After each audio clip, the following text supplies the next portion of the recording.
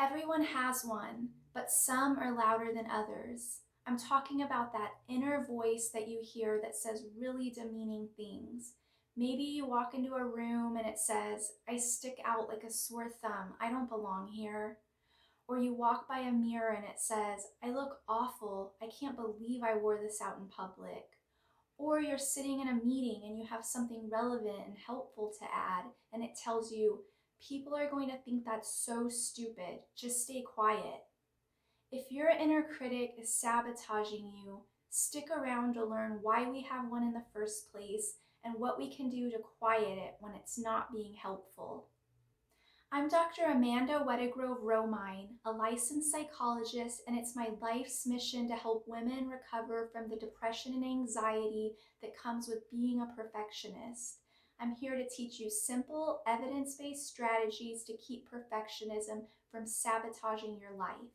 And today we're talking about that pesky inner critic. Some idea of an inner critic has been around since people started studying the field of psychology. Freud called it our superego, and he believed it reflected the morals and values we all start to learn at a young age from our culture and the people around us. According to Freud, the superego punishes us with guilt when we don't fall in line, and it rewards us by making us feel proud when we act right. The consensus is that our inner critic stems from critical messages we got from our caregivers or our environment growing up. For perfectionists in particular, it can be a voice that develops internally from the unrealistic standards we put on ourselves. Most people agree, however, no matter how it develops, the inner critic is a real problem. However, I'd like to offer this alternative in thinking about our inner critic. Our brain is designed to problem solve and judge, and that's a really good thing. Sometimes that inner voice can help us identify when we've strayed from our goals or we've hurt people we really care about, so we can get back on track or we can repair that relationship. Guilt, when justified, serves as a mechanism to correct course. Our inner critic can keep us vigilant to threats like being judged negatively or not fitting in. I believe that our inner critic initially surfaced as a means to protect us and keep us in the tribe. If I have the thought, don't say something stupid, in a meeting, that prompts me to read the verbal and nonverbal cues of my colleagues, remember past experiences where someone else was humiliated for speaking up in that setting, and assess if it's truly safe to speak up.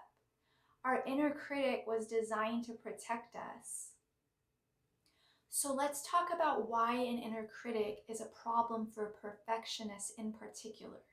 Because it's not that having an inner voice is the problem. In fact, having a part of your brain that scans for potential problems is really helpful. The problem with our inner critic is that she's so mean and harsh. She speaks with authority, even when she doesn't have the whole story. The language that she uses is super judgmental.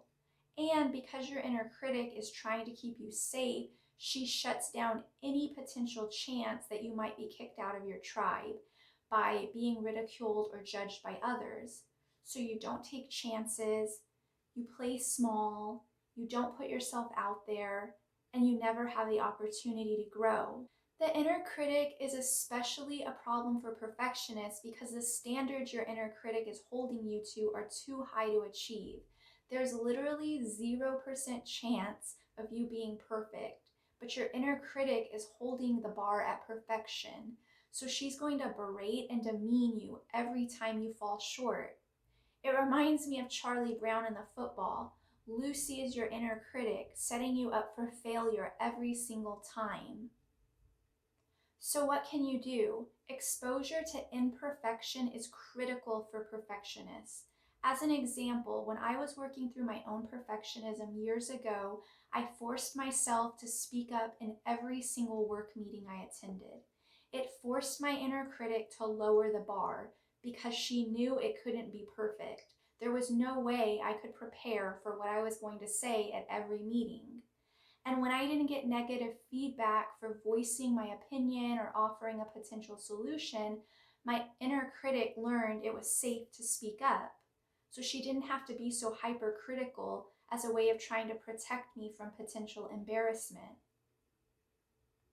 Managing our inner critic is one of the most challenging but helpful things we can learn to do as perfectionists.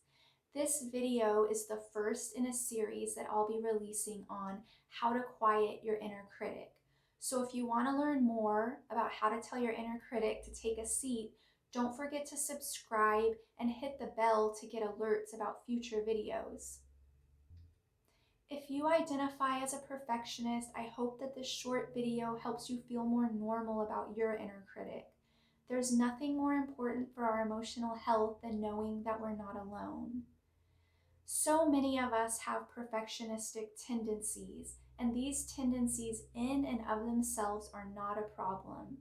But if you notice that perfectionism is sabotaging your relationships, your mood, your work, or your self-esteem, consider talking to a mental health professional, like a psychologist or a master's level therapist. Visit www.psychite.com for details on the services I provide for perfectionists, including hike therapy, a great way to exercise your body and your mind. If perfectionism is sabotaging your life, check out my gift to you down below, a free guide I created with 7 habits you can use to manage perfectionism now. Like I said, it's my life's mission to help women struggling with anxiety and depression recover and reach their full potential. See you soon.